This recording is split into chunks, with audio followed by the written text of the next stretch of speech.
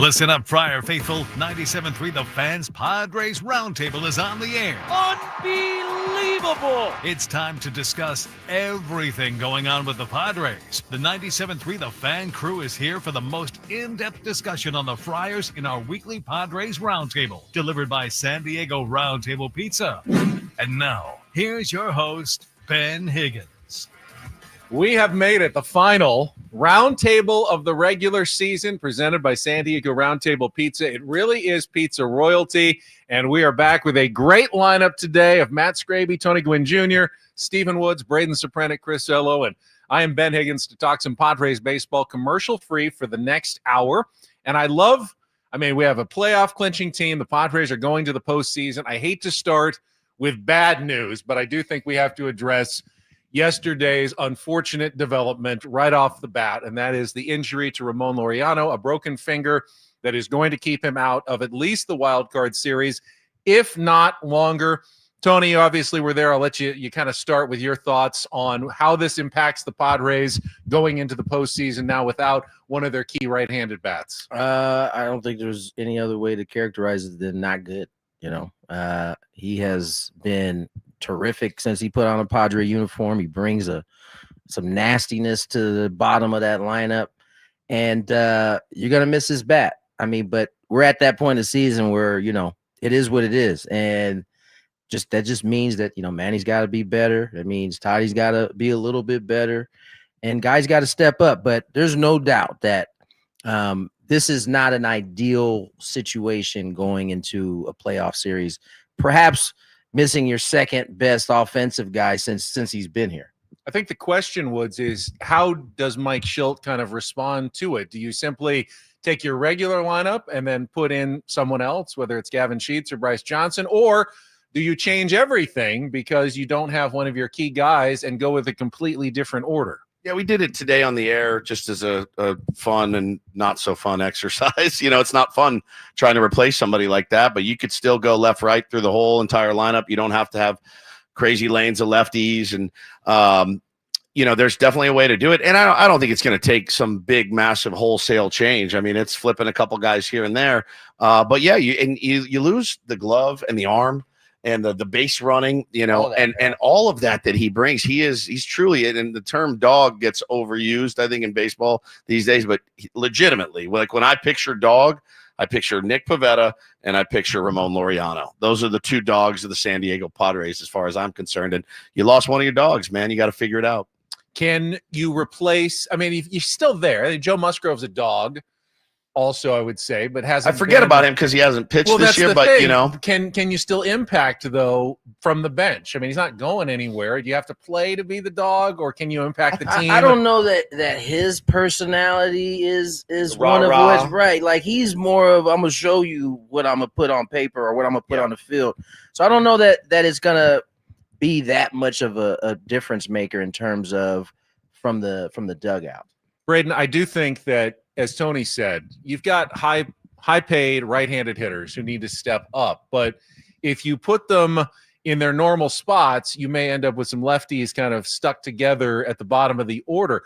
Would you think about changing your lineup to move maybe Luis Ariz to the leadoff spot so you can push down the righties 2, 4, 6, and have Tatis and then Machado and Bogaerts, so you're not so lefty dependent at the bottom of the order? Is that worthy of some discussion here this weekend? No, I think they got to stick with what they got and what they know they can do. And as Tony said, the guys at the top need to be able to do some damage. And it's going to be, to me, the interesting thing is going to be like, is Sheets going to play or is it going to be Johnson? Because you're going to be playing the Cubs and they're going to throw left-handers at you. And those are two lefties that did pretty well against the Padres in Chicago the last time they were over there in Chicago. So, I think from that perspective, when you get to the playoffs, your stars got to go out there and perform.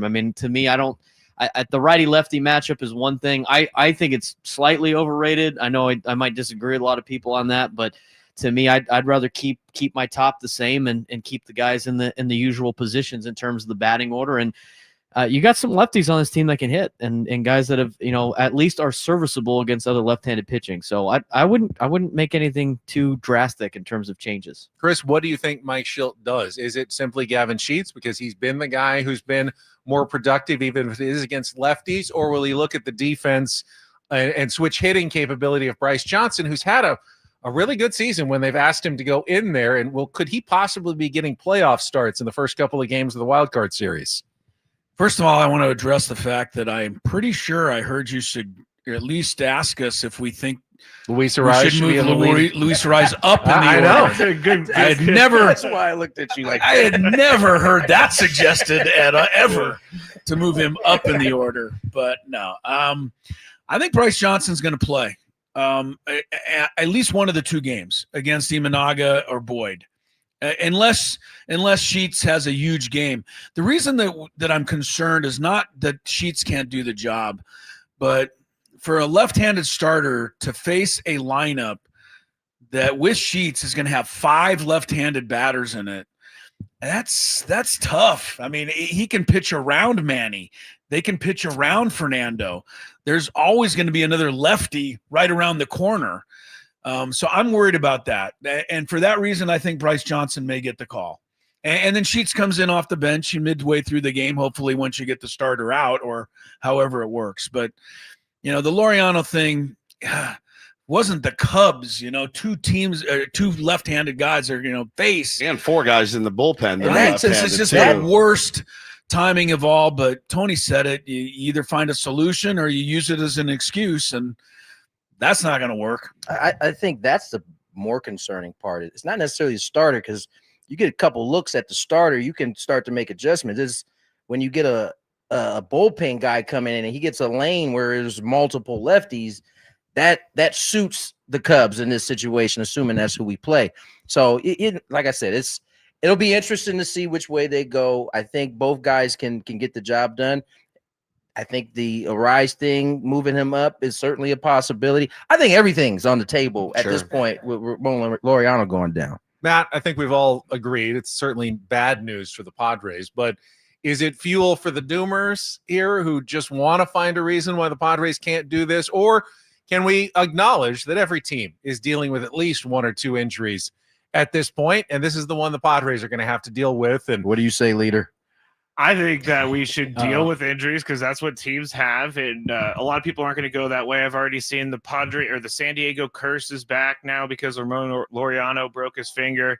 I think this team is built for these moments. It seems like they step up when they absolutely have to step up in the last couple of years. Maybe, this year they've struggled a little bit trying to catch the Dodgers, even though they were within reach. But I do think that Gavin Sheets has been a lot better throughout the year against lefties as well. And Ryan O'Hearn's been good against lefties. So I'm not so much afraid of the lefty on lefty matchup, even though the numbers tell me I should be afraid. I do want to say, though, that Ramon Laureano's finger, because I was listening to the radio yesterday when it happened, and Tony has drilled into my head for the last 8 years. Hamate injuries are really bad. And so at least it's not a hamate. It's That's just what a I finger. thought it was initially. So watching them look at it. Yeah, because a hamate means he's out for the playoffs. Yeah, like there's still a chance for him to come back if they get down the road a little bit. it's our 97.3 The Fan Padres Roundtable, presented by San Diego Roundtable Pizza. It really is pizza royalty. And before we really dive into the playoffs, there was a regular season that's wrapping up that needs to be respected. And I want us to look back. And I don't intend this to be the definitive list. It's not a top 10, but I just thought, let's throw out, what were some of your favorite moments from this 2025 Padres regular season? It wasn't necessarily filled with the drama of maybe other seasons of walk-offs, but there certainly were some things to be appreciated. For instance, for me, Fernando Tatis Jr.'s defense and the home run robbing catches. We saw 4 of them over a span of 27 home games. One of the most amazing things I've ever saw. They all were a little bit different as well. Just watching him play at another, I think, platinum glove level out there in right field, and just showing just what an unbelievable athlete he is. That's one of the takeaways I'm going to have from this season. But feel free, anyone, if you just want to kind of blurt out one of your favorite moments from the season. I'll go next. I think I'll go with Fernando Tatis Jr. on the offensive side. There was a lot of heartache early about the lack of power. You look up at his numbers this year, and the power is pretty much on par in terms of home runs, is where it's been outside of the 1 year he hit 40. And I think in the process of that, my man has an approach now that leads to him getting more walks. He's found a way to be really what we needed him to be at the top, which is a guy that gets on base and kind of sets the table. And I just enjoyed watching him kind of go through that process and come out the other side, and I think is going to be a better player offensively moving forward because of it. I really liked Mason Miller's immaculate inning a lot. I really liked Mason Miller a lot. I hope he's ready for probably a heavy workload and hopefully just 2 games in Chicago, because I think Can he go 3 innings in both games? You wanted to convert him to a starter. How about now? Yeah. How about now? How about a multiple day starter? Yeah. Three innings each day, and we'll see what happens. I love the dude. I forgot about him when I was talking about dogs. He's a dog, straight up, and I love watching him pitch. That immaculate inning was pretty special, and you realize, the demon that you got in him, and it's not one moment; it's a series of moments for Adrian Morejon. I think I've actually gotten to see him multiple years out at fantasy camp. He's always at the complex, and I'll tell you, like, there was a certain, he was like blue, like he had it looked like he had the blues all the time, and I'm like, to watch him like turn it around this year and become the best left-handed reliever in baseball is incredible. It's incredible. So all of his moments this year, I would like to throw in, because he's been incredible. We are dead and buried without that dude. There's something so satisfying about seeing a player figure it out. Yes. It doesn't always happen like that, but to go through struggles and then come out on the other side. Yeah, the way Adrian Struggles, Morejon- injuries, and not keep knowing, getting better in the process. and like I would say it to Paulie every year. I'm like, man, he just looks so sad. Like he just looks like he doesn't have confidence. He just kind of be like bumming around in there, and I'm like, man, this guy is so good. And he harnessed it. He figured it out, and I know he gives a lot of credit to Ruben this year, but he's been unbelievably great. Yeah, Matty. I would say, to branch off that a little bit, I can't really pick a moment, but Xander Bogaerts' turnaround this year, because as Chris has highlighted on our show many, many, many times, people were ready to get rid of Xander and cut not him think already. about Eat him his again. contract, yeah. And he turned it around, and he was so critical for the Padres over the stretch that he got hot. And like you said, you like when a player figures it out. Xander Bogaerts, I like when players, struggle, and then they keep working and they figure it out, and all of the work that they put in is starting to show for them. And I really like that part. Same with, in a lesser impact is Ryan O'Hearn figuring it out here recently. Yeah, man, unreal. Xander's come back, and again, defensively has looked fantastic. I mean, we were last year, they moved him to second base because we felt like shortstop was coming to an end. It looks like he can play 3 or 4 more years at shortstop the way that he's been playing lately. With a broken bone, by the way. Yeah, with a broken bone in his foot. Braden, any favorite moments or individuals? Well, I like to see the emergence of Morejon. You signed him as a teenager, right, out of Cuba, and he goes through, and expectations of him being a future starter, and then he goes to the bullpen. He has suffered multiple injuries, and this is the first year that he has really put everything together. You've seen him, and as Wood said, he seems like he's in good spirits, and why wouldn't you be? You're an all-star this year for the first time. The bright future that he has in a Padres uniform, that was fun to see. The Xander Bogaerts turnaround, like Scravy said, also great. We talked about Fernando, and you talked about the platinum glove level play. I mean, his home run robberies have just been incredible. I mean, every single one is like, that is one of the most impressive plays I've ever seen. I mean, they have worn out the star that it broke off the stick over there. How did that happen? It was only a matter of time. Was that Tony's- terrifying for you? It was. Oh my God. It was. It's like when a mascot's head falls off, right? It's kind of the same deal, right? It's like, oh my gosh, what do we do? I saw Tony reaching out for the star. Yeah, Why couldn't it have been scanned in here? Damn it. Tony's had to use that thing so much this year because of plays like that Fernando has made. And last thing, David Morgan kind of being a guy that has got pulled up to to basically just fill in a little bit, and he's played himself into a bullpen role and has looked pretty lights out. And the guy up from Double-A and the story that he had, coming through is pretty cool too. So I think obviously a lot of individual performances more than moments have been pretty cool to watch. Chris Ello, favorite moments? Well, I think this is the year of AJ Preller. I really do.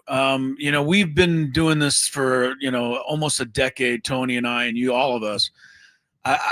Even the biggest naysayers have not been able to call or write us this year complaining about AJ Preller's job. Think about it. 2 of the top MVP candidates for this team were signed at the last minute by AJ Preller, Nick Pivetta and Gavin Sheets. And then the trade deadline that he had, which was acknowledged around baseball as the best anyone had, and helped put them in the position they're in. So I think it's AJ Preller. And just to represent that, I go Gavin Sheets, because we sat with him at spring training. He's a wonderful guy. But when we sat with him, and it was 2 weeks before the season, Tony, he didn't even know if he was going to make the team, Right. let alone be in the lineup. I don't think he was in the lineup opening day. Didn't think he'd be playing left field. Right. He homered. Yeah, that's true. And then he Didn't get has the wall out there. he homered on opening day, but off the bench, I'm pretty sure. Yep. And then he became what he became. And then they put him in left field, and then he ran through the wall. Or tried to. The wall still has nightmares about Gavin Sheets Right. out there. And then we thought, well, we can't put him in left field anymore, except for the fact he worked at it and became pretty good at left field. And then after all of that, they made the trades and put him on the bench for 3 weeks. And he wore it. He wore it. Didn't make a peep. He just worked his butt off. He's a great example of what everybody should be like. Yeah, I think he represents this team great. Don't forget, and then when we had the injury, he had to go back out and didn't miss a beat. That's right. Came right back and just continued to produce. He's certainly, I think, one of the funnest stories we've had all I year. also want to throw out watching Jackson Merrill make it through these tough sophomore struggles and kind of out on the other end these last few weeks, and once again emerging as what looks like one of the top outfielders in baseball. And finally, because no one ever brings him up, Randy. he flies under the radar. Randy would be a good one too. Jake Cronenworth Crony. has Great had year. just a really outstanding season. Yeah. He puts together such good at-bats. I mean, you want to write a textbook of how to put together a good at-bat. Jake seems to do it almost every time, Tony. I made sure to tell him that he's the most underrated player we have. We don't talk about him enough for those very same reasons. And sometimes it's not the at-bat. Sometimes it's the glove, as we saw the other night. Man. He's just, what you're going to get every night from him, and he's always there. Other than his getting his ribs broke, he's been on the field every night. He's a G, man. We asked him about it early in the year, and he said, I go into every game. What can I do to help us win today? Yep. Tony asked him about it after the game in the celebration. He said, like I've told you, Tony, every day I go out there. What can I do to help us win the day? That is why he is what he is. He brings that mentality. 2 more quick ones. The 7-0 start, was it 7-0? Yeah. I never thought they were going to lose So again. memorable, you can't what- remember what it was. 7-0. 14-3 start. Well, I'm not good with the number things, but we should say Manny's 2000th hit and his 350th homer. Yeah, money. All right, so lots of positives, lots of good moments from this season, but of course, I always like to counterpoint it as well. We're at the end of the season. What could the Padres have done better in your mind over the 2025 season? If there's anything in particular that you thought they were a little lacking at, Woods, anything that you feel like they surprised him? I mean, look, you had every opportunity to win the West this year. I don't like to lament. I don't. I've moved past lamenting in my life. I really have. Like I am past the age of lamenting. You can't change it. The milk is already spilled. The toothpaste is out. All of it. Everyone. You had an opportunity, and again, the favorable, using finger quotes, schedule. You're like, yeah, I can see this absolutely, and you could have played better against the Twins and the Orioles and teams like that, and but I can't really worry about it. There was Schulte said it after in his post game speech when they clinched, like, this was a grind. You guys are a grindy team. It was a grindy year. I think it was a grindy year for the fans too. You didn't know really what team was going to show up, but they never fell off the cliff. They didn't have the Tigers skid. No. They didn't have the Mets skid. They also didn't have the highs that those teams had. They just kind of even keel. But yeah, I'd say the only thing I regret is man, the West was yours if you wanted it. If you really, really wanted it, the West was yours. Braden, go ahead, Tony. I was going to say they could have hit better. I think all of that plays into not winning the West. I think it played into later in the season, the starting pitching maybe feeling like they had to be perfect in order because they knew if they fell behind too far, and that always led to seemed like some early runs. I just think offensively they never, and maybe it's because you were missing guys like Jackson Merrill throughout the year, but they never really got going. Like we didn't see what we saw second half of last season where it just, you knew they were going to put up a bunch of runs and it was pretty consistent.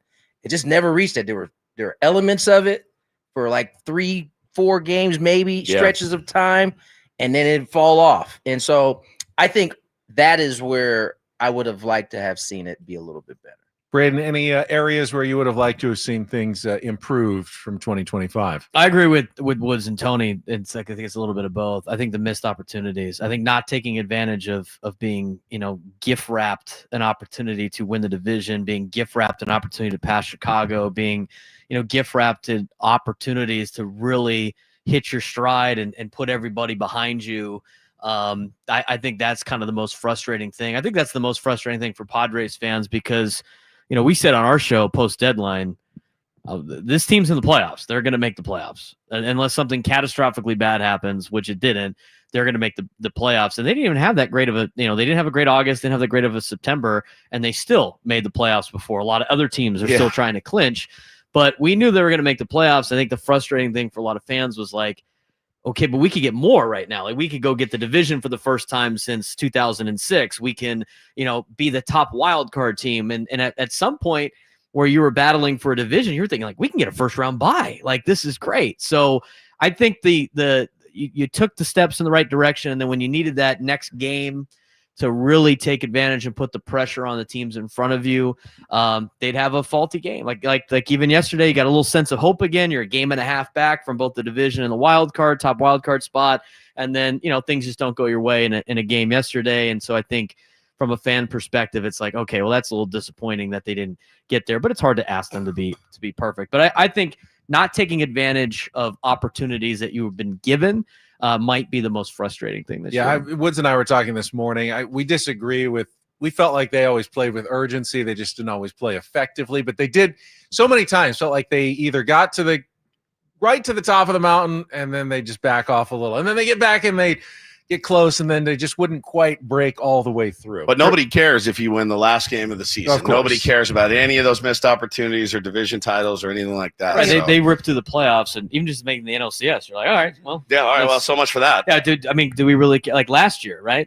They ripped through September, right? In August, you're like, this team's almost unbeatable. And then they get shut out for 24 innings, and that's what you remember. That's what you remember. What they did last It's all for us. It's all for our feelings because ultimately these guys go out there and they're gonna do what they do every night. But it makes us feel better if they're going into the playoffs swinging it like gangbusters. And I think it makes all of us just have that a little more warmer feeling going in. But we went through the numbers, and it has zero correlation at all. I mean, it has none. Sometimes hot teams play well, sometimes they play poorly. Sometimes cold teams play well, sometimes they play poorly. The playoffs really doesn't correlate with the regular season. But it is about feelings. It's about where you can look at something and go, see, I knew they weren't going to beat Chicago because we weren't hitting. Have you talked to any other fan base right now? They're all saying everyone's a wreck, except for the Guardians fans. I guarantee if the Padres do make a deep run in the playoffs, we'll all go, glad they didn't end up on the other side of that bracket where it could have been a completely different story. And if they go out early, we'll go, man, I wish they had just won a few more games. They would have had a totally home games, totally different road. It would have been different. Chris, you got any areas where you would have liked to see things a little bit better? I do. Scraby and Tony have kind of been on my case about it all year, but they never came up with the big fly. The 3-run homer and the grand slam. They did end up with, I think, 4 grand slams. and I think 10 3-run homers, maybe 11. But in either case, they were at the bottom of the league in that area. And I don't think you can try to do that necessarily, right? Well, how do you improve that? But it was missing for whatever reason. And I think that speaks to the inconsistency of the offense. They couldn't put that 3 spot on the board with one swing enough. And because they hit with runners in scoring position, hot and cold like every other team. I thought they pitched, they bullpen, everything. They're what are they? Second to last in home runs overall. And then the big hit, the big bomb. Yeah, you harped on it all year. Now, they do have the most grand slams in baseball in the second half now with 5, which is kind of crazy. But being second to last in home runs is almost unbelievable. I mean, we know these guys can all hit home runs. They have home run hitters in this lineup. And the fact that they didn't, I mean, I don't know. They would have won the game yesterday if Bogarts would have got the 3-run home run and not get robbed. I mean, those are just game changers. And I don't know. I know Tony's giving me the side eye over there because he knows I'm not. We've had this but discussion. Like, what do you do about it? Well, like we talk to Saris all the time, and said at Petco Park you have to be able to pull the baseball. You have to, and like Fernando, Manny was in that really good streak, where he was like Oppo Manny. He's going to that right center gap, and you're like, okay, it's going to come soon. Now he's going to end up with 27, 28 homers, which is right around where he always is. But you think about Tatis too. Would always talk about not going out and getting it. Now, if you're a hitter, though, that's the last thing you want to think about is going out and getting the baseball. We've had teams that tried to pull the baseball, and they are some of our worst offensive teams that we've had. And it's a real fun. The idea of being able to get the swing out there, of course, that's what you want to do all the time. Yeah. But the pitcher's the one dictating the action a lot of times. And for this ballpark in particular, the teams that have the most success are, using the whole field. And so, you got to pick your poison. You can have the homers and have a lack of offense overall, or you can, try to balance it. And I think that's where the Padres have found the most success. Matt, you want to add anything to improvements from the season? I mean, you guys covered everything. It was really good. The only thing I'll say is, in no side eyes, Luis Ariz for a little bit should have been moved down the lineup. That's it. For sure. But now we're moving him up. Well, he asked the question. Nobody said yes. He's hot right now. Asked the question. He's hot right now. It's the playoffs. It's a different story. He's now, that weird guy, though, that like he should hit like 1 or 9. He's just like the weirdest. Like he's a typical Luis Ariz year. Absolutely at the top. But in this iteration, I've enjoyed watching him, and he looks comfortable in the 1 right now. His 13-game hit streak right now with Fernando being out a couple of days. I know it's been mixed up a little bit, but he's just such an interesting. He's maybe the most interesting case study in the game of baseball. I don't think he's that interesting. You don't think he's that interesting? I think you guys are overthinking it. Overthinking. How come? The dude has the 5th most hits in the league. Like, you gonna put that guy at the bottom of the lineup? You know what I'm saying? Like him fourth, OPS wise, he doesn't get on a lot. Like I said, unless he gets a hit, right? I want him fourth. Fourth hitting with guys on base. Fourth even makes. He's gonna put the ball in play. Do you like him in the 2? Because I haven't got. I personally liked him in the 1. Yeah, but everybody tended to like him with in the 2 spot because Toddy could hit 1, and you got all that explosiveness. What about Toddy hitting 2? I like that. That was last year. Yeah, that was last year. That was what we went with last year. But I just think this.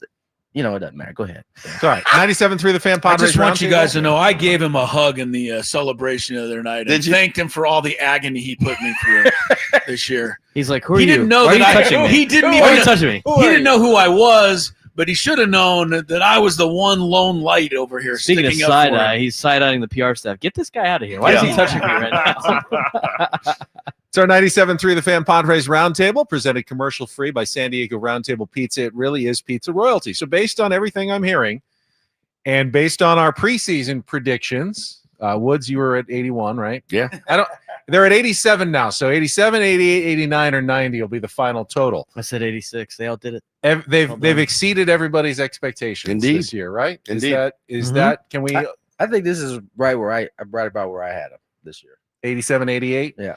Which is maybe where it ends. We'll see. They don't have a ton probably to play for this weekend. The Diamondbacks do. That's always a weird situation, though. Yeah. Because now the Padres get to be the team with nothing, just Yeah, just spoiler. go play free and easy for a couple of days. Yeah. It might be what they need more than anything else. It's You like, saw how well they played the day 2 days before. after the days after they let clinched. the Diamondbacks sweat it out for That's a couple right. of days this time, and now we get to be the Back-to-back spoiler years, we get to have an impact on the Diamondbacks. That's one way right. or another. at the end of the season. So, I mean, like letter grade wise, is it a B plus? Is it an A minus? What do we all kind of feel in terms of the 2025 regular season? B plus.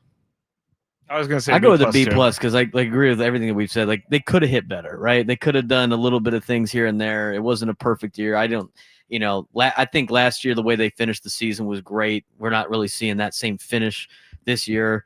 But at the same time, like at the beginning of the year, we saw the Dodgers make all these moves. They're coming off a World Series championship, and they got Ohtani, and it's like we're never going to be able to compete with them. Yep. And you're 2.5 back right now with 4 to play, and you're right there on the doorstep again, despite everything playing out. So from that perspective, I give them a B plus. There was room for improvement, but I thought they did a really good job this year. I got to give them an A minus because I'm sitting here thinking Michael King was not here. Joe Musgrove was out. Yu Darvish was not Yu Darvish. He was hurt. And Dylan Cease was not good. And you look at it and go, how the hell did we win this many games? Because the bullpen stepped up and the offense did enough to win some baseball games. They exceeded my expectations. I'm extremely happy. The way they were able to piece it together and cobble it together really is what they did with the likes of Stephen Kolek and Ryan Bergert. And, Nick Pivetta was a true gem this year. But really, he's the only guy you could really count on every single time out. And really what Randy Vasquez has done too. They have really cobbled it together. So I'm looking at it going, okay, it wasn't my favorite year to watch. It wasn't aesthetically my favorite thing. I thought we gave away too many outs. I think sometimes we don't have our best defense out there. Still, I think maybe Schulte does get a little bit stubborn at times, which it's his team. He can run it how he wants. Aesthetically, it wasn't my favorite, but like I'm looking at it going, we won a buttload of games in a really tough division with like no starting pitching. That's pretty good. Well, in the lineup they had in the first half of the season, Correct. too, was 7, 8, 9. J. compared to what they have and now. and Yuli and Martin Maldonado. Maldonado. I mean, how did we do this? I think for me, I agree with Woods with the pitching and what they overcame. To get an A or an A minus, you probably have to win the division, especially when you spent as much as you did at the trade deadline to improve yourself. You had to make the playoffs at that point, and they did. So I'll stick with the B plus. Next time, win about 3 more games, win the division, and you That's can fair. get the A from me. But I agree. otherwise, it was a good season, Chris. I have to give them an A. Okay. Straight up, because this is only the 9th playoff berth in 57 years of Padre baseball. 4 of the last 6, too. 4 out of the last 6, too, right?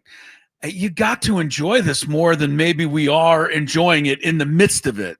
We look back. This is the glory, golden years of Padre baseball. As of now, yeah. It would be wonderful to cap one of these years off with the real championship.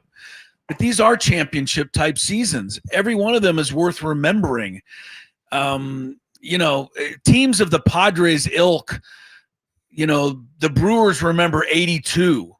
The Mariners remember, 04. They don't remember a lot of seasons because they haven't had a lot of great ones. So I think it's an A because That's the a good 48 seasons that weren't an A. That's a good point. Like there's 6 teams in the National League that make the playoffs. You're one of them. You can't be super upset about it. Yep. Because when you have a team like this, regardless if there's flaws, this is one of your chances because you never know what it's going to be like in the next 10 years or whatever it is. Any more thoughts from that end of the They get row? They get an A from me. Given the division they're in, given the league they're in, the National League was pretty good this year. Better than a lot thought would be. 100%. And I think, given everything Wood said, they didn't really have a complete team at any point during the season. And I think they had it for maybe a couple of days and somebody else got hurt. Yep. And so, they get an A from me. I thought, I think we all kind of see prospects a little differently. I think as good as Leo's doing right now, and he's going to be a good player. I think you don't know. We ultimately don't know. And you get the guys that you got, including Mason Miller, who you got control over for a little bit. Yeah, this is an A year. The division thing would have been really nice, but can't. We passed just the, wish we you would've passed the gone age of lamenting. Past the age of lament. Now that we've all given these grades, Scraby's going to bring his up. But I think you should have started with Scraby. He would have gone C. D. Bring mine up. D plus. Now you're going to bring yours up to I meet actually ours. told Ben to I gave them Give me the the small skip. let's go The because skip. you guys said everything. B plus because they had a shot at the division And more didn't get than it. for like 3 weeks, a month, and they didn't get it. I think a B plus. Is All right, we're going to focus on the playoffs on the second half of the roundtable coming up, but let's break it up with our seventh inning stretch question, last one of the regular season. Go a little off topic here, and today's question is, if you had the chance to go live in the past for 1 week, a little time travel vacation, what year are you going to and why? Braden, where would you like to go see? That's tough, dude, because I'm a big history nerd. There's a lot of stuff in American history that I'd love to go out and. But you got to and live there see. too. I understand. live. I It's not understand just that. seeing. You actually have to live there. I know. Yeah, you got to live there. I could for a rough week. it in the Wild West for a little bit, but I'm probably not gonna. You Yes, I could could. not. Yes, I Did could. you just say you can rough it? I can rough it in the Wild West. Hey. Absolutely. Eat you up. Have you ever seen Back to the Future 3? I have. I've seen all the Back to the Futures. I might die of dysentery, but you know what? I'll be there for a couple Be of the days. worst experience of your Oh yeah, life. be Friends, miserable. like, I was but it also sweating be, you have on the no Oregon idea. Trail. Like you guys have no idea, like how into that stuff I am. I mean, I love that. I took an American West class at TCU. Are you at the OK Corral hiding behind a barrel? No, like I'm watching? not. I don't need to see that. Like- I don't need to see that. But I think it'd be cool to see that. The post Civil War era is kind of cool. But I would go with, because of the fact that I like to take a shower and like some other things. I think it'd be cool. Like to me, because my parents grew up in they went to high school in the 80s. Like I think it'd be cool. Like 1984, because the Padres that year were going to the World Series. So like being in San Diego for a week in 1984, getting to experience the 80s as as an adult. A lot of cool things happening with San Diego and stuff like that with the Padres. I think that would be a good one. I mean, I was alive in 98, but I was only 3, but like the late 90s for San Diego sports would be cool too. But I'm going to say a week in 1984 in October, where you get to see the Padres, go on their run and be able to see what it was like living in the 80s. 84 is a good choice. You go see a lot of good movies in the theater. Yeah, that are just exactly. coming out in the mid 1980s. Woods, when would you want to go back to live for a week? It's such a good question. I probably want to be there for something musical, some sort of musical history, like the Beatles' first show at the Cavern Club. I don't even know what year it was. How about Woodstock? Woodstock would be actually no muddy, Wet, filthy smelly. people. Also died of smelly. dysentery there. Yeah, smelly people. The brown acid was really bad. I guarantee I would have taken it, and it would not have been cool for me. No, I mean, going to see like Zeppelin play their first show, or the Beatles, or something like that. That's probably would be mine. Something musical in England is probably where it would be. Matt, what about you? Oh man. I would like to say something historical, but like Braden, I do like showers, and Yeah. I do like Convenience. I do like food that I could go to 7-Eleven and buy instead of having to kill my own food. Don't want dysentery. I would say, if I'm going to go a little bit different, like maybe late 50s, early 60s, just because everything seems so simple then. There wasn't, kids could go out and play in the streets until the street lights, or I don't even know if they had those in the 60s, but you know what I'm saying. They didn't have it was- electricity back then. It was a little Electricity? no. It's a little bit. It was more free and easy in my mind. I think you'd back be in the bored 50s out of and your 60s. mind in Probably. 1955. But I also do. was one of those Yeah. kids Have you not because seen I Back to grew the up. Future? I grew up without video games, without cell phones, so I was a kid who was playing outside all the time. Yeah. and so I was. That still exists, by the way. Does it? Yeah. My kids play outside all the time. They don't do video Well, that's games. good. Yeah, they don't. It's just That's a right. myth. It's something people like to say. Get off TikTok. Our Brady. whole street is filled with kids playing in the street, literally Okay. every I- day. this It is isn't- encouraging. This is great. Yeah, it's encouraging. because like It some of- exists. I hope my friend's not watching, but his kid is on the phone all the time. Yeah. and it's a problem. Maybe you should be watching that. Yeah, he should Yeah. be watching. Tony? I'm gonna say 1987. I would love to be in the Garden and watch the Lakers, Oh, like somewhere close to, where one of the Boston fans was like just real rude. Just has Magic hit the baby hook. I would like to be in the stand somewhere with that parquet floor for sure. I was there. Were you really? I was. 80 Oh, from that- wow. from the baby hook? Grandfather. I was not there for the baby hook game. I was actually there in '85, I believe. In the Well, that Garden. was 85. But yeah. Oh, is that the Yeah, '85 no, one? the baby Yeah. hook Yeah. was 85. Was it Yeah. 85? Sorry. Yeah, it was 85. I would like Chris? to be All right, we'll share a ride in our DeLorean out there. I'm surprised Scraby missed his opportunity when you asked this question, because Scraby would say that I've already lived long enough to have been at all of the days. I was that you trying to could be think nice. of. I was trying to be So, nice. Like, which part of history do Right, you want to yeah. go back Which to? part I want to Chris relive. Ello's history. Right, Do you do guys I want to wanna go see? relive? That should have been the question. But my mind thought of a week of incredible history in this country that is still being talked about 60 years later. And I wonder what it would have been like to live in Dallas the week of November I knew he was 22nd, going there. 1960. Ask my whole family. Yeah, they were all there. When Kennedy got shot, I've been very intrigued by that whole thing my entire life. Sure. I've read a lot about it, and You ever been to the book depository?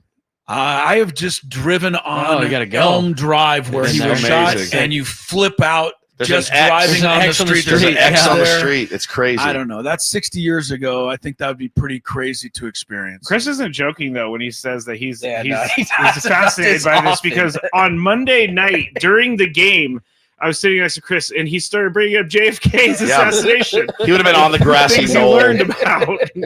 It would have been pretty interesting to be there and be part of something like that. Would that you they're still stop talking it? about? Would you have jumped in front? You don't Of know course, the Scraby, you know. Scraby, have you watched Back to the Future? Do you know the consequences No, I know to these time actions? ripples, time ripples. Some people may not be born. All that stuff. Yeah, crazy.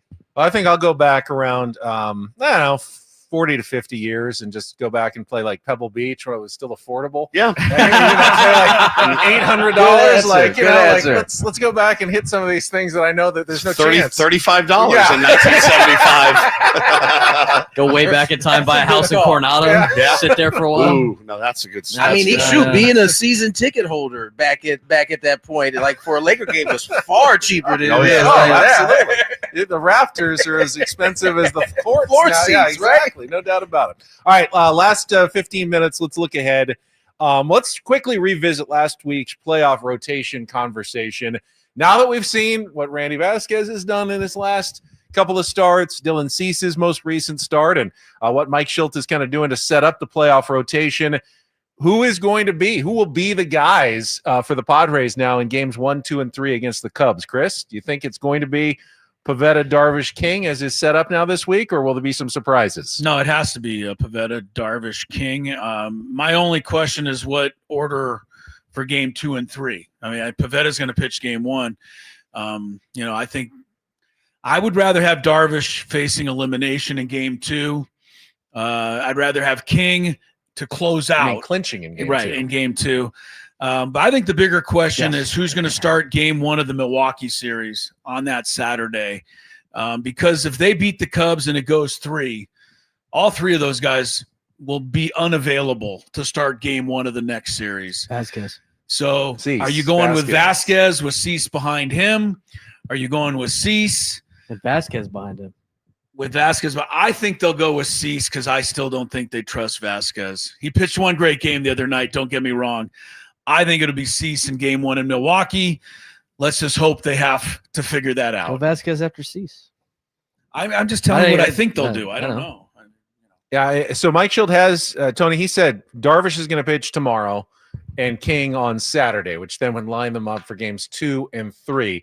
As Chris pointed out, though, for Saturday, if they go to a game 1, could be either of those guys. But we discussed last week, would you see just almost a bullpen game possibility as well? Make sure that you employ your greatest strength, in the first 2 games, one of the If first 2 wild games. card. Oh, you're talking the Chicago in the series. Chicago Oh, series the to Chicago make series. sure you Yeah, can't the wild afford to card. fall behind, and you've got your greatest strength. use But if them. you're down 4-0, you've just neutralized your greatest strength. Why not just go to it right away? One of those I games. think that's probably why Darvish is scheduled to go game 2, is because he has been, they have babied him along to allow him to kind of for recovery and different reasons.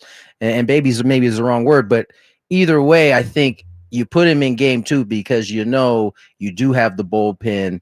And I think Michael King is probably likely to be able to have the reins taken off of him a little bit more in a game 3 situation. So, yeah, I think that lines up. I don't know if it'll be a bullpen game, but I think when Darv starts a game 2, there's always the possibility that you end up At least that's what it's looked like since he's become back. That you go to the bullpen in a game 2 and you can use those guys. I like the bullpen idea for game 1. Actually, the Milwaukee series. That could work. You'll be rested at least a day. You've got some freshness. And everybody. I think the question, if it comes down to a Cease versus Vasquez question, it's such an impossible dilemma. You go the stuff or the results. I'm going to go Nestor Cortez and just throw a big wrinkle, big lefty wrinkle at everybody. I mean, I'm the wrinkle. It sounds crazy to say, but I think I'm still going Dylan. I don't think that's crazy. I really don't. I'm still going Dylan. He's got experience. I think we also have to take into account outside of the Brewers start, which was very good for Vasquez. The other ones came against the Rockies. Yep. And then the one time he did face a much better offense, he didn't. Which is in New York. Yep. He didn't get out of the second. Now you can have the discussion of whether or not he should have. Really should or not, but it was clear that it looked different that day than it was looking against the Rockies, and quite frankly, the way it looked against the Brewers. I get bullish like everybody. I do get bullish, and I watch him pitch, and I'm like, you're this close. He's this close. He's a good throw away. Yesterday he's a two out, 2 strike hit away from it. You just got to think it's going to go his way at some point because the stuff is just so bleeping good. Like he got squeezed on that one plate appearance, and then it kind of just unspooled a little bit. And he got it back, but I'm right. I'm with you. I just got squeezed on the very same pitch, by the way, that the guy called for me. Now. Yeah, and that's another subject. But if he goes out and gets torched, I'll wear it. I don't care. I have no problem saying, I was wrong, and history should have told me that. But I think about like if I was running the team, how it would keep me up at night. Right. Just like how I'd want to put my arms around him and go, do you know how effing good you are? Do you know how good of a pitcher you are? 200 Ks, you have it. It's in you to do it. You just forget about everything else. Go out free and easy and just let it eat, dude. And don't think about anything. And it's so much easier said than done. And I think I'm going with him. And I don't think I look back. What do we think about Dylan Cease coming out of the bullpen? Chris Not much. The reasoning behind it, Chris and I talked about it a little bit yesterday, is because he is so good through the first 9 guys. First time through the lineup. He's such a regimented person, though. I just think that being of him. Exactly. So you're saying that the different role would mess with him. I think that would be difficult. I think there are guys that can do it. There are guys that can do it with ease. And then there are guys that are like, I'll do it if you want me to. That's not the guy you want, right? Like, if you need me, I guess I can. Like, no. It's like in The Waterboy when he picks out that one guy for the onside pick. It's right. And I just think there are certain guys that are like I think you could go to Joe Musgrove and go, can you pitch out? But he goes, 100%. He's that. I think Darvish could do it. I really do. And I think with him, he'd be like, okay, if you need me. I didn't think about it that way because he is already, like you said, teetering on being a great pitcher. Right. And so what if he comes? Yeah, I mean, he comes out and he's just everything's up. No one would be surprised if he came out and went 7 shutty and was just down. No, but fans are probably typing in the YouTube chat right now. Remember what happened last year? 3 days rest, right? That was last year. You gotta get over it. That was last year. 3 days rest. Again, what does that do? It throws him off his routine. Yeah. So I wouldn't mess with his routine at all. I love the idea of having a guy that comes in and throws, 80 grade slider and 100 mile an hour fastball. I love that idea. I just don't think he's the right guy for it. We're going to see the Dodgers bring in Clayton Kershaw out of the bullpen late. He did it last night. Everyone's going to say Dave Roberts is a genius. Why didn't the Padres do that? Doesn't work. And if it backfires, everyone's going to blame Dave. And if Mike Schilt, brings in Randy Vasquez to start, he's either a genius or he's a moron. That's how it works. There's really no alternative. I'll give him another thing that I'll give him another thing that I'm sure he's got to be thinking about right now. Who are you trusting with the 7th inning right now? Yeah, because Estrada needs a few days. I love Estrada, and he could blow everybody right in a hurry. 1, 2, 3, but I can't trust it at the moment. Right. And Mortejon is 5th and 6th, and certainly Miller's 8, and Suarez is 9. So Then Do you think go that Miller they're gonna have 7, to- Miller Are 7, they just 8. going to hold their breath and put Estrada What in was right the now? game that the timer would tick and then all the pieces would blow up out of it? Oh, like Oh, Boggle or something? Not the Boggle. I remember- Perfection. gosh, Perfection. it was Perfection. Yes. Perfection. That's Jeremiah Estrada. You're going to have to play it. You're going to have to put him out there, and you're just 1000%. hoping. Yeah. You're hoping it doesn't blow up. Doesn't Well, leave the which yard. is fine, but like he shouldn't throw the baseball until Tuesday. Yeah, you should No one give him really some rest. He should. needs some Should. rest. I Yeah. think there's Yes. I think there's quite a Mhm. few guys that need that. Yes. Him and Morty Holland in particular, Yeah. I think could use A little. a little Long breather. I breather. want to Yeah, see a for lot sure. of Mud should be Marinaccio. I throwing want to see some a lot of innings this Sean weekend. Reynolds this weekend. I want to see No J.K. kid. Sears this weekend. No kid. I've never Mud wanted would to do see it too. I wanna see Mud would have We no got problem. 5 from Mud, 4 from Scanlon coming up this Sunday. Yeah. I can be an opener one day. Hey, yeah. There we go. Tell Manny to look out though. All right, last couple of minutes. Let's just move here to the end. Everyone gets a pick to click. Who's going to step up and be the Padres' biggest star in the postseason, if such a thing exists? Who do you feel like their time is going to be October 2025? Maddie, I'll let you go first. Oh, immediately, first guy that comes to mind is Bryce Johnson, but I will. I love it. Is Tyler Wade available? Yeah, I love Bryce Johnson. He's been good He's this great. year, but he obviously is not going to get enough opportunity to be an MVP. Maybe. But Maybe. You never maybe know. he says. I will go with the easy one and say Fernando because he turns it on when the bright lights hit. And we saw him last year outside of that 24 innings they didn't score. He was incredible in the first part of that Dodger series, but he loves when people are watching. And I think he's going to be great. Tony, pick to click for the postseason. He kind of took mine, so I'll Yeah. pivot. I'll go with Luis. Okay. I think he's gonna play a huge part in this playoff. Couple run for 3-hit Padres. games. I can Yeah, see I it. mean, Couple more he than a does it couple. more I than can see anybody it. else Yep. in baseball. Woods. Mm. The first guy that popped in my head was You're asking a guy that probably doesn't think anyone's going to click. No, I do. I do. Mr. I do. Negative over I here. do. I do. I think give me it's time. It's time. It's time for it to finally happen in October. I'm going Manny 13. Yep. Oh, okay. He's gonna 1-3. finally get it 1-3. going. Finally, he's gonna get that postseason curse off his back. He hasn't been bad, He but he is, hasn't been great. I He think has he been has the great. second behind Paul Goldschmidt, second most WAR of any player in baseball without winning a World Series. Mm. So he could get his name off that list. Now, if yesterday's any October. indication, my pick is gonna look really, really bad. Really It's a bad. bold choice today. Bold choice today. Bold choice Bit today. of a homeristic pick. I get it, but I'm gonna ride with my guy. I'm gonna ride him like a thoroughbred. Braden, pick to click. Dylan Cease. Ooh. Everybody's been so anti Dylan Cease the year he's had. By the way, anybody know who leads all of Major League Baseball in starting pitching for strikeout per 9? Be Dylan Dylan It's Cease. Cease. Dylan Cease. You know who's also probably third worst in walks per 9? It's also Dylan Cease. Wait, can I real quick because this came up in the game the other day. It's just to go show you how crazy baseball is. Blake Snell wins a Cy Young, Mhm. leading the league in strikeouts, leading the league in walks. Yep. Dylan Cease ain't even like on that Not on tier. radar, yeah. And he's having one of the worst career His years of his ERA career. is way higher than his expected ERA. I'm telling, like, it just with everything that he's had this season, the fact that it's his last year in San Diego and what happened last year in the playoffs, I could see, and the fact that the Padres need starting pitching in a bad way, I could see him coming out Bro, against the Cubs and shoving for 7 I innings. saw Manny grab him after they clinched. Did you guys see that on the sideline?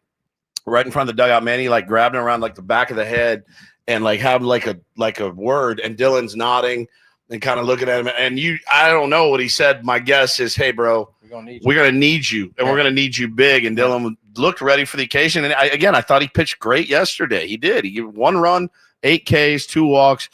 I sign up for that right now for the rest of the playoffs from Dylan. That sets Cease. you up for winning a playoff. Yep. Chris, we got about 20 seconds combined for our picks. Well, I'm going to just go with my favorite Padre and a guy that the moment is never too big for. That's Jake. Love it. I think in the postseason, in national TV, everyone loves the radar gun. I'll have to go with Mason Miller. Ooh. Comes up and makes a lot. Every day he's on the mound, gets an a lot of immaculate inning is in attention. play. Strikes out every batter he faces. He in the absolutely playoffs. might. All right. Well, hopefully we are here next Thursday talking about a division series after a sweep for the Cubs. We'll find out. Thanks for joining us all regular season long, though. It's the 97.3 The Fan Padres Roundtable presented by San Diego Roundtable Pizza. It really is pizza royalty. Go Padres, and have a great rest of your Thursday.